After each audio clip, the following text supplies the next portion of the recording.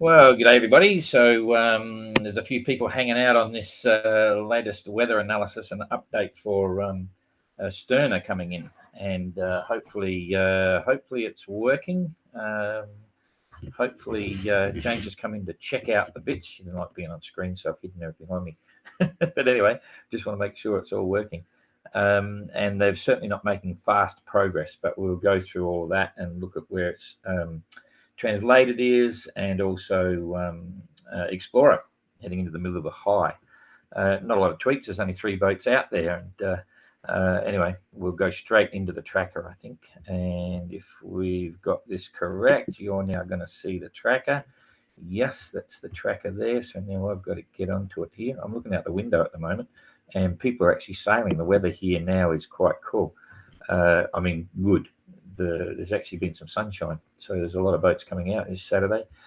So here we go. So we've got Sterner struggling to the finish, and we've got Explorer sitting in the middle of a high here. So you can see this is an Azores high, something that's starting to look a little bit traditional, and heading over towards the Azores, and Explorer sitting right in the middle of it. And translated 9 on the inside track, which is never a really good place to be. And with this high, when it moves across, they're going to have some headwinds for a while by the look of it.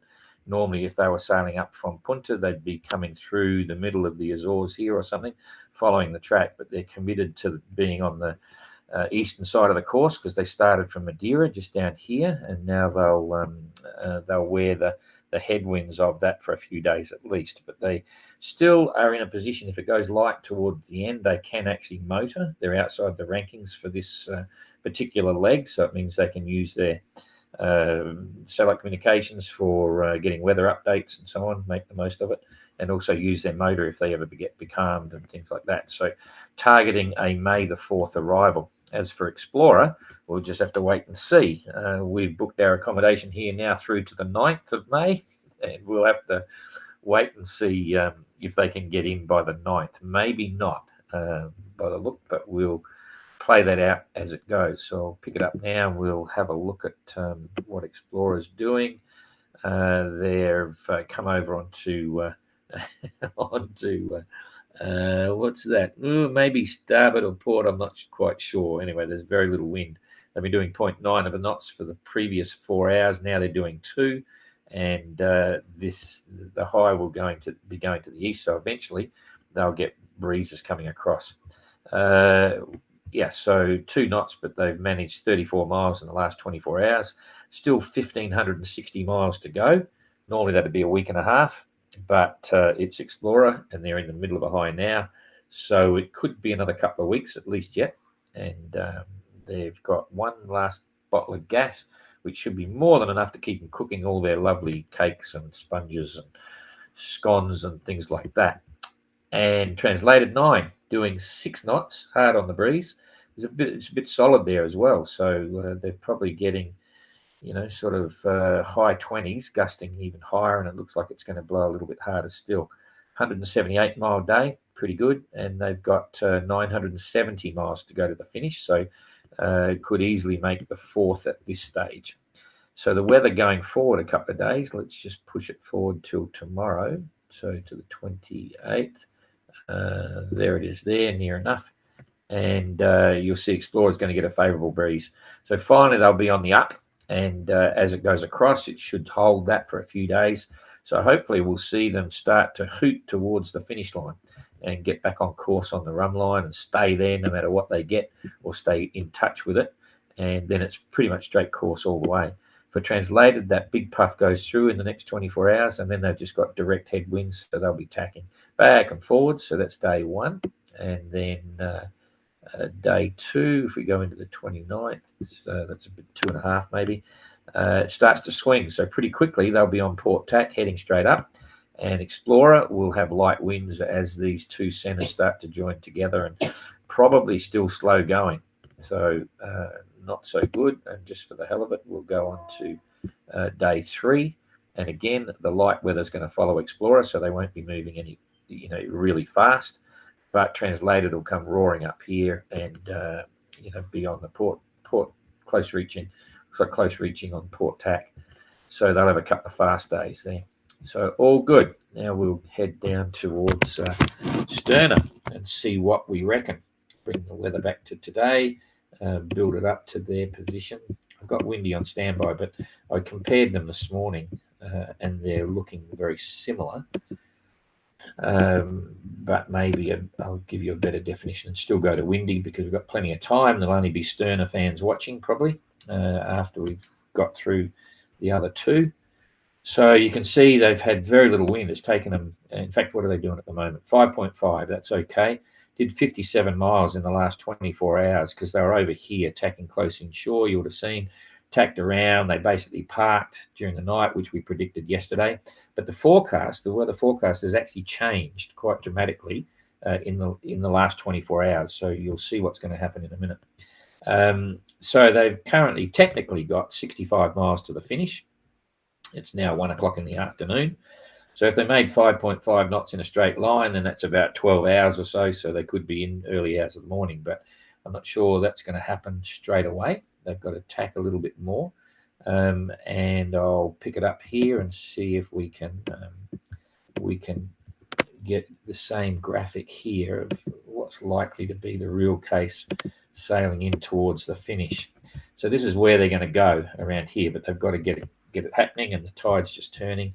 And in fact, I think it's it's fair to say that we'll go to Windy in a sec because it'll give us a definition of all the currents in fine detail. So that's what they've got there now.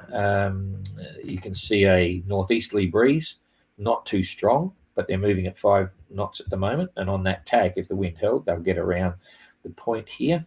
So we'll just push the weather forward a little bit and see what it's looking like.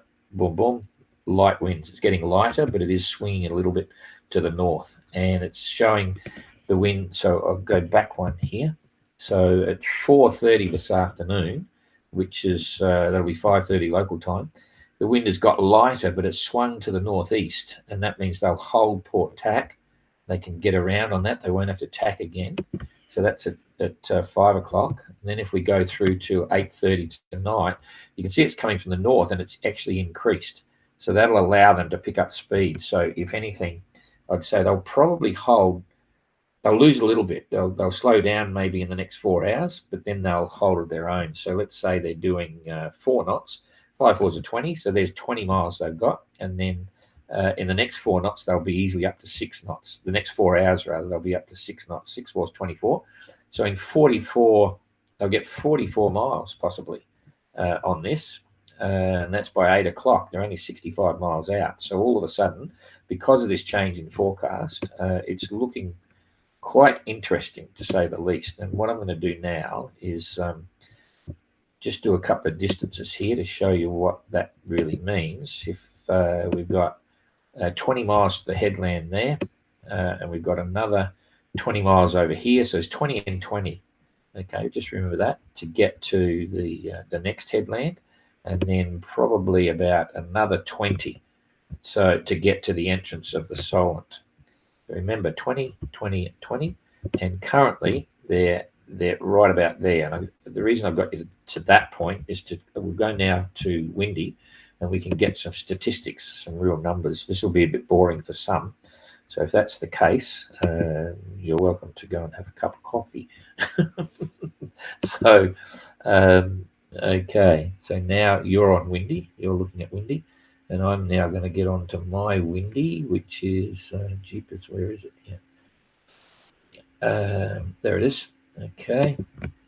So I'm on Windy too. I'm going to go back to the wind. We're currently on currents, but I want to explain the wind first. So there's the wind. I'm going to just bring this up to the latest. So you're currently on wind. Current time is real. I'll just click this back out one so you can see exactly what we were talking for before.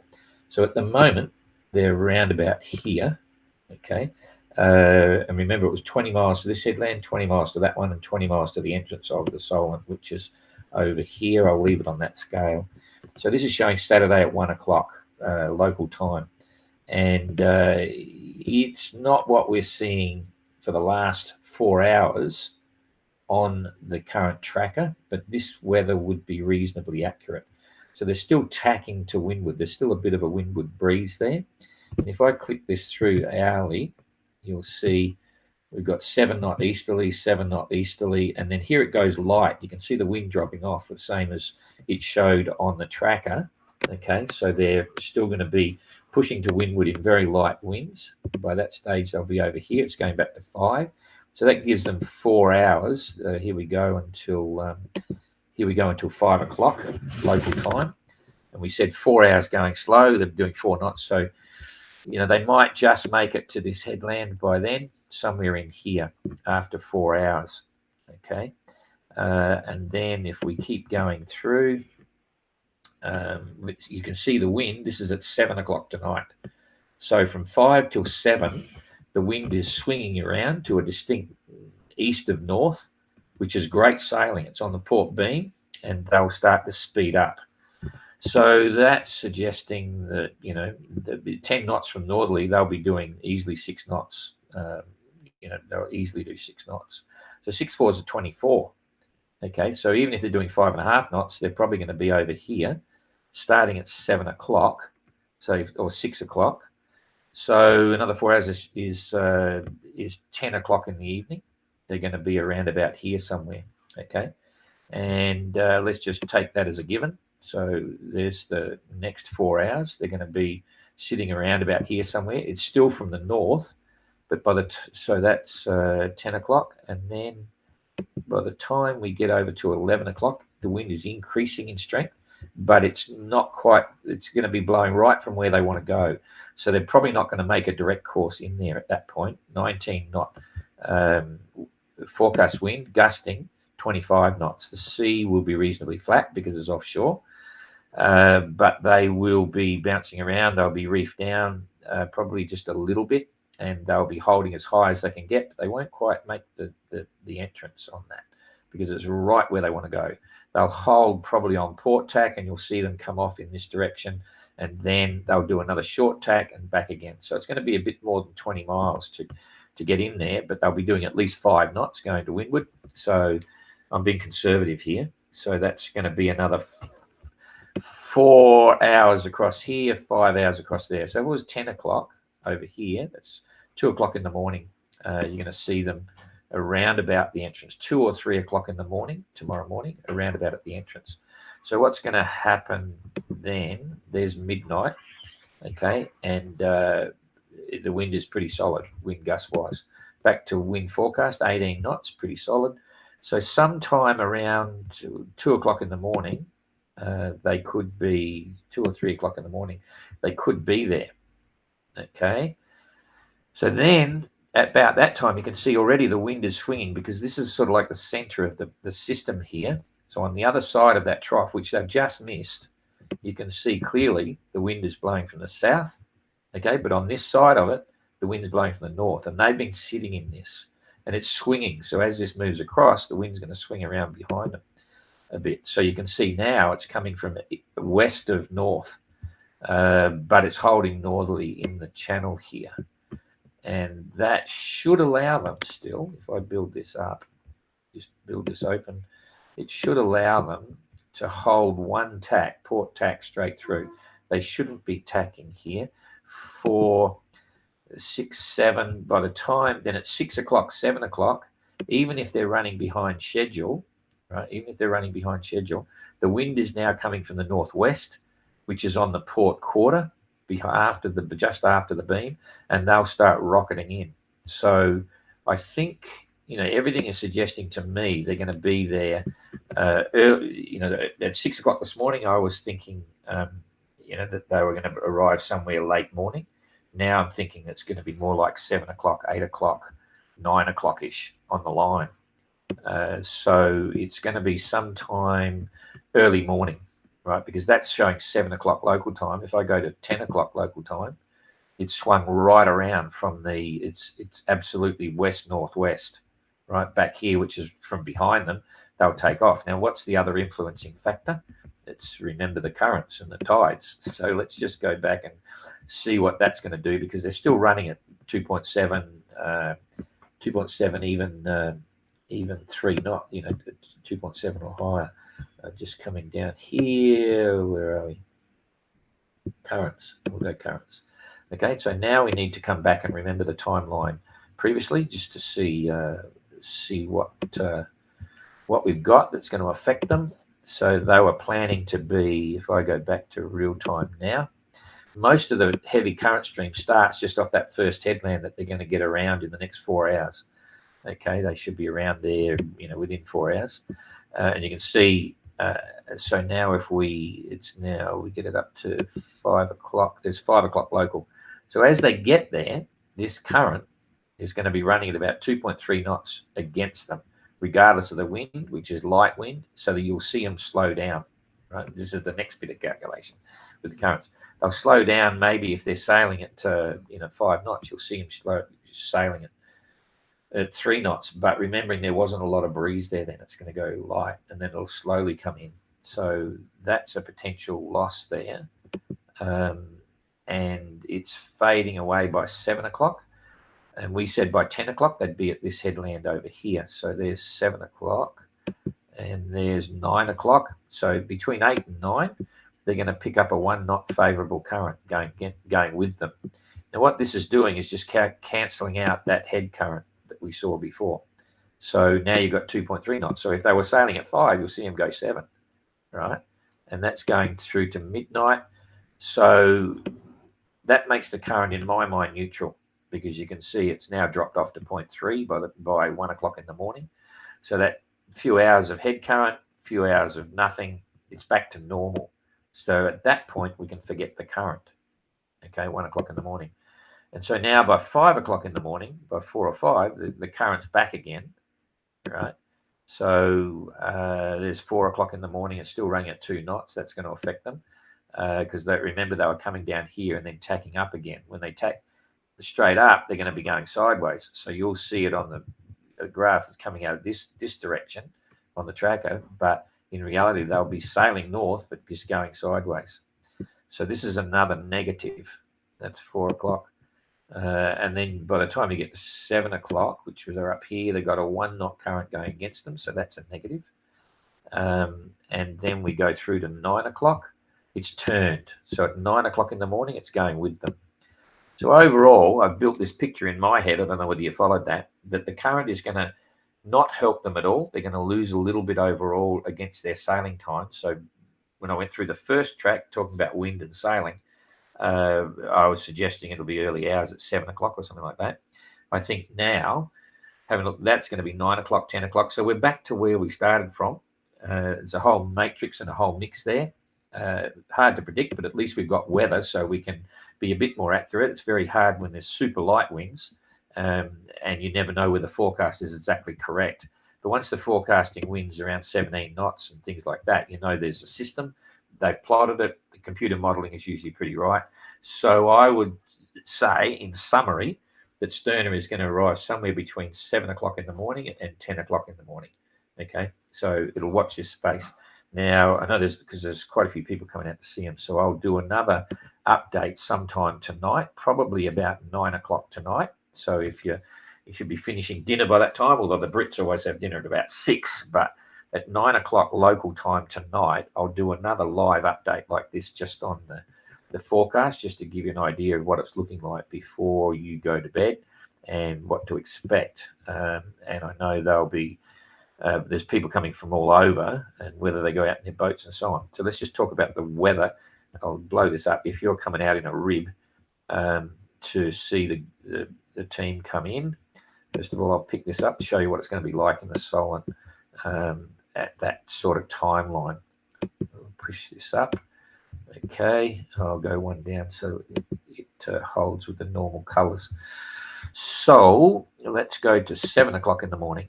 And see what's happening here. Oh, there's 8 o'clock. Okay, so 8 o'clock in the morning, and we are currently on currents. Okay, so 8 o'clock in the morning is bugger all current, so you don't have to worry about that with wind against tide, because it can get really short, steep, and lumpy and wet. But at 9 o'clock, we've got the 1 to 1.5 knot current, but it's going with the breeze. The breeze is coming down here this way. So I'll just go back and show you when the tide turns. So at 5 o'clock in the morning, it's ugly. You don't want to be there. You've got a 2-knot current going against the breeze. It'll be short, steep, sloppy, wet, and it's dark anyway, so you won't be there. 7 o'clock, the current stopped. So anytime after 7 o'clock, there's dead water. All right, no water movement there. So the wind, 15 or whatever it is not going to affect. I think it's about 15 knots or something. And then by 10 o'clock, it's going with the breeze, so it'll be okay. And then that goes through to 11 o'clock and 12 o'clock. So it's pretty much smooth water from 8 o'clock onwards down here. So what's the wind doing now in the Solent for this part? I'll get to this. This is really the only people who'll be watching this is STERNA people, but I'm sure they're interested in what's going on. So we'll come back to 7 o'clock in the morning. 7 o'clock in the morning. This is 7 o'clock forecast in the morning. 13 knots of breeze all the way down the Solent. So if you're looking at heading down, it's pretty cool. That's okay. And at 9 o'clock, about the same, picking up a bit. 10 o'clock, 16 knots. So it's going to be 13, 15, 16 knots all the way through. A bit windy. I can give you. I'll give you the temperature, shall I? What's the temperature going to be? Wet bulb. You know on that. That's 5 degrees. Humidity, temperature. Boom. It's going to be 6 degrees. Bring your woolies. It's going to be quite cool because that's at 10 o'clock in the morning. All right. So it's going to be very cool. Let's try and find some sunshine. Went too far. Come on. It'll be raining probably. It's UK. I like the UK. It's okay. I prefer France, but I'm just, oops, I'll stick my foot in it. Where's the sun? Icing, thermals, turbulence, clouds, high clouds. Clouds, what sort of clouds we got? 99% clouds, so it's going to be cloudy, no sun, forget that. Okay, so it's cloudy, it's cold, and it's a little bit breezy, but the sea should be pretty smooth. All right. So I think that's enough of that. Okay, I'll come back here and see what's happening here. Boom, that's me. Okay, so I think that's fair to say is going to be right on time for daylight arrival. It's going to be in the morning sometime between 7 and 10, which is pretty good timing for all the fans, that's for sure. And then they'll be over on Trinity Landing here for those that are coming across. There's actually people out the weekend. This place changes on the weekend. It's quite amazing, and they're all looking forward to summer. It's a real summer place. There's a lot going on there. Then I'm looking for the bit here. Okay, g'day Rob. See if there's. I'm going to put a Q&A up on the website too, on the Facebook page if you got questions, because it's sort of winding down now, coming to the end. So I'll put it there for the diehards. That if they got any questions they need to know wrapping up, you can stick a question there and I'll get back to answer it. G'day Kathleen, afternoon from Plymouth. No problems. Christine, g'day. Parity, very good.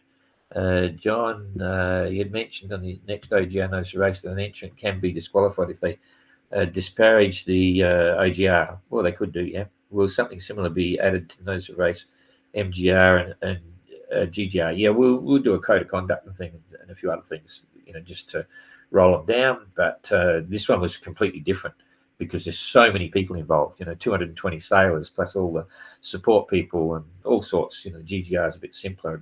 You don't have the stopovers, and so there's less issues about all those sorts of things. But yes, it's always been in this edition of the notice of race and the entry applications. We have the whole thing set up. It's by invitation only, which is unusual for events these days. And the reason we do that is because if we invite someone in, we can kick them out. Simple as that.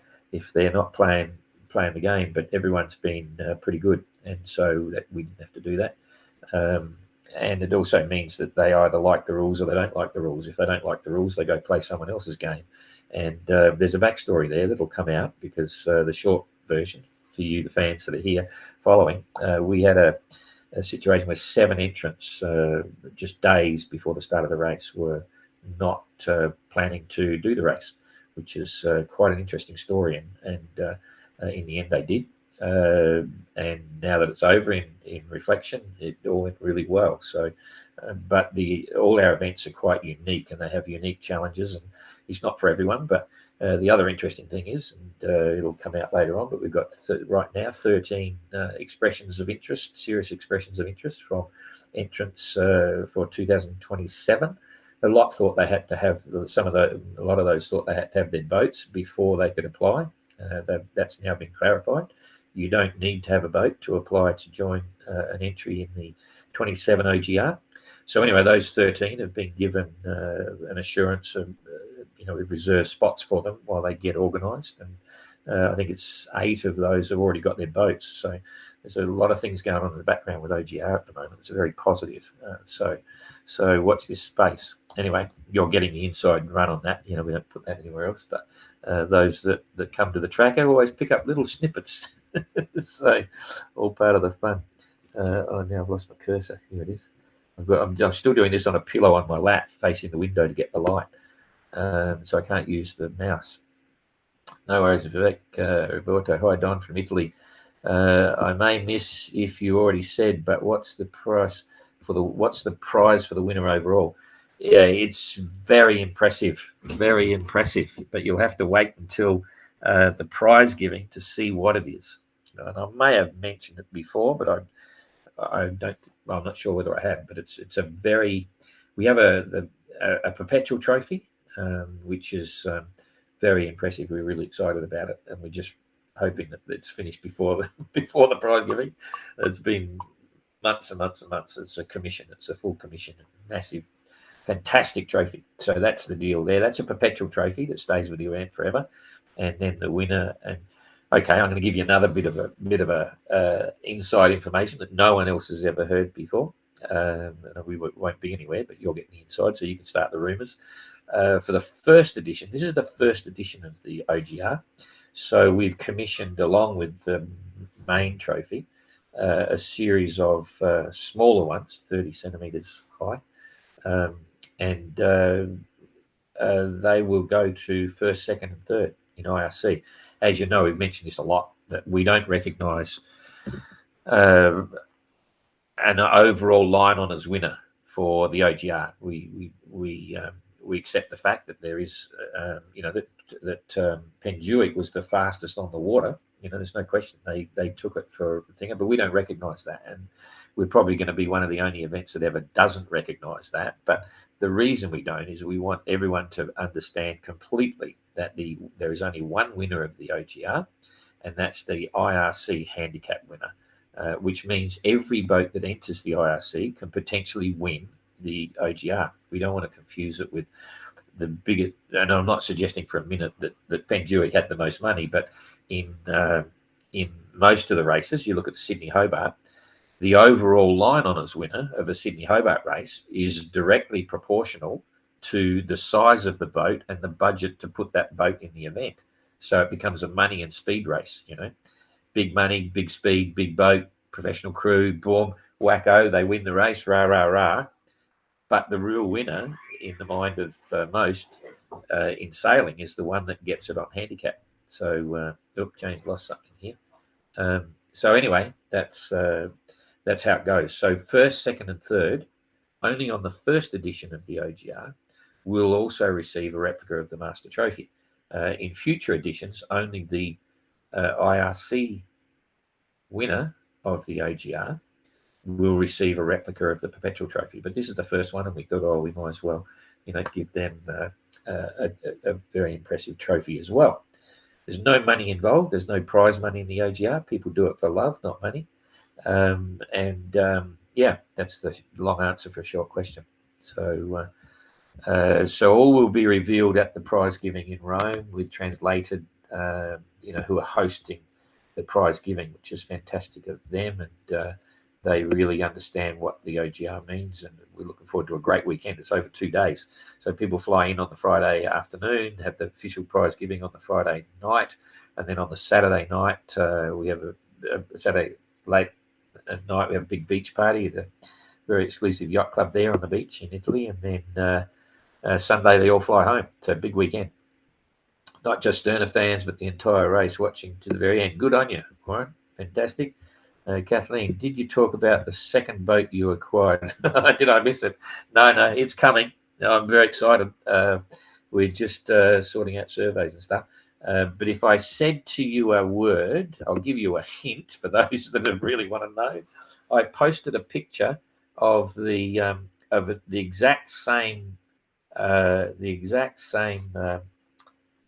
design of boat a few days ago when one of the boats, a Whitbread boat, same design, competed in the Whitbread in 1982, and I posted a picture of it here on Facebook a few days ago. Same design as that. There you go. And if you say, oh yeah, if I sail in the next boat, who will do the tracker? There'll be 3 or 4 people that'll do that. I'm completely replaceable, right? I've been doing this stuff for a while, but one of my objectives for the OGR particularly, and also we're working on this for the GGR as well, is that the events are bigger than me. Our team is small, but we all are multidisciplined. And for 2027, I'm completely aware of the fact that we will have a bigger team involved, managing the race and so on. And if I can do it all right, then I won't be needed on the organisational side. I'll still be overviewing things and stuff like that, but I'm completely replaceable. And I often say, sort of as a joke, but sort of serious, it'll take 3 people to replace me. Not that I do the work of 3 people. It's just that I certainly do different disciplines, like one like the tracker and other like the race director and other thingo, and I can replace that. All my skill sets here are completely replaceable. So yeah, I'm really targeting, if all goes well, I'll be able to be on the water, and if I do, I'll decide out of 1 or 2 boats that we'll have in the event that I want to sail, and I think it'll be the new one. It's a littler one, smaller boat, but we'll see. So if you sail the next stage, who would you check it? Like not part of the OGR following is because of you. Yeah, but I mean, that's the same case for everyone. For part of the anyway, we won't go there. But I'm sure there will be. I won't let anyone down. It's going to be great coverage of the race, and there will be some. You'll see, we'll develop characters and stuff, and there already is a group of really interesting people that we have. And everyone in the team has done a great job. Oh, my hat, please help. What are we going to do when the OGR is over? Watch the mini globe. Look, mini globe race. There it is, mini globe race. 14 or so 19-foot plywood epoxy minis, Globe 580s, are going to race solo around the world via the trade wind route. That's going to be an epic story over 13 months. This is much bigger. It's going to be great fun. And we'll still have things coming up on the OGR because now we do have a following, and so there'll always be something. Won't be really intense on social media, but there'll always be something going on. We'll start talking about entrants and who they are, and interview them and talk about the new. There will be additions to the Nose of Race, just so you know what's going on there. There's a questionnaire going out to all the entrants, okay, and they're giving us feedback. And we've just I can tell you one already. Had a great discussion with Jean from Triana, with sort of Sebastian on the side. We were talking about how you evolve the position of IRC leaders from each of the 4 legs to come up with a winner, and having a point scoring system for each of the 4 legs can really have benefits for someone like Triana, where they are leading for most of the race and they have one bad leg, then they could still win, and so there may well be a point scoring system for each of the legs, and I'll explain all that later, but it was a good idea. We'll take that on board and think about that. So there could be a lot more changes between now and September when we issue the official notice of race, based on what the entrants are telling us, and that could be lots of minor things, maybe some major things. So we'll wait and see. When I get to that, okay. Thanks, Siri. Like me on the natural factors of wind and currents. Yeah, it's funny when you can only use your gut feeling when you're mixing wind wind direction, sailing performance, and currents, you sort of do it by feel. You sort of come up with, okay, on that wind, this is what they're going to do. Then when you look at the currents, you just get a feeling. They'll slow down there a bit, they'll speed up there a bit, they'll slow down there a bit, and you make a feeling. ETAs are very challenging and stuff there. Every time I do this, I'll lose the slider. So thanks, Currents and Tino. Okay, Carol, no sun forecast. Absolutely. Not a lot of Bohemian artists can add to the, yep, true, but that's cool. We're looking forward to seeing your paintings. From Graham, hi Don, I've sent you an action photo of Sterner. Oh, cool. I met them on the sea yesterday evening. Video to follow today. Oh, cool. Put it in the comments maybe, or get it to us and I'll try and put it up. But yeah, we saw there was some stuff, some boats, sailing alongside it. Maybe we would have been happy to see you. So that's cool. Ada, you're late. Have to watch the replay again. Yes, must have been out having lunch, no doubt. Ada's good for lunches and dinners. So anyway, g'day, Ada. Just I've done that. Ada, you did it twice. I got it the first time. The inside track. Yep. Hi, Don. Will there be a live of the prize giving on Facebook? Yeah, absolutely. We'll do it different ways because it's going to be kind of crazy, good fun. It's an amazing place. It's their, what do they call it? Cheapest. It's their campus. It's, translated 9 campus. There's like acreage right in the middle of a very exclusive part of Rome. There's acreage there with, I think, 6 or 7 sort of buildings in there, like houses and stuff, and that's where they bring a lot of their human translators in there to do training and so on. And there's a beautiful big pool in there, and this sort of like amphitheater effect with this beautiful gardens, and then there's a video wall at the back of the pool. So when you're not on stage, you're just looking out over the water, and everyone's around the water. It's an amazing place, and that's where the official prize giving will take place. So it absolutely will be live. Jane will have to be standing in the swimming pool probably to film the stage. Not sure. But anyway, it'll be there, and we'll have a bit of fun at the party, the beach party as well, I think, because that's where we might be having some talent. We're not sure yet. But beach party will be a bit more private because it could be outrageous, but there'll be a part of it or some of it that will show you what's going on. And as I say, we're looking forward to the translated thing. Okay. The original Whitbread ad changed to points. The original Whitbread also changed to points. Yeah, probably would have. It did make sense. The conversation we had, poor old John was, he was very gracious in his defeat for first place. But it was bad luck for them. And Sebastian showed Gene, and Gene had agreed, and we sat and we looked at what would have happened in the calculations. And I won't tell you how it would have worked because we're not trying to compare one to the other. But suffice to say, if there had been a points system for each of the 4 legs, there was actually 2 equal winners for the final placing, the winner of the OGR. And the way then you split if they're both exactly the same numbers, you go back to the boat that actually got the first place first on one of the legs, or the highest placing on one of the legs. The boat of those 2 that had an equal place, take it from there. And how do you get your rankings and your numbers for your count system? If you had leg 1, for instance, it's still based on IRC. So whatever the rankings were on IRC, first down to last, you get a point. So the first one gets 1 point, the second boat 2, 3, 4, 5, 6, 7, 8, and as it goes down the line. So that's how you get your numbers. And obviously, over the 4 legs, the boat with the least number, the lowest number, is the winner. And in this case, there was 2 with the lowest number. So then you go back to the situation, as I said, out of those 2, whoever got the highest first, then they take the lead. The second interesting point is that we know we had Chichester class. And the Chichester class for 27 is going to be, if you have a breakdown and you have to go and stop in port for a day or half a day to fix it, you're not knocked out of the rankings completely through outside assistance. You can stay in for 1 count.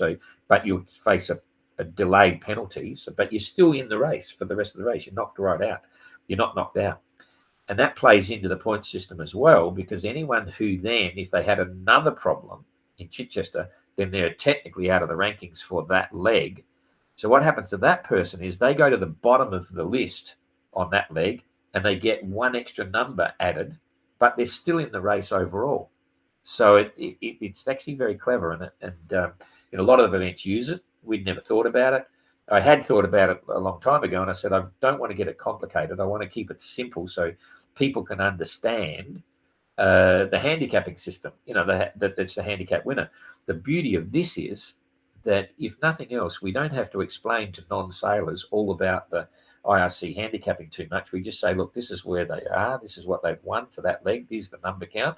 And when you put the four together, you can just explain to the mums and dads that are non-sailors, oh, these are the points, that's first and second, and there's the winner. So it really is quite good. So that's a given. We will be putting that in those races. I'm probably boring people right now, but anyway.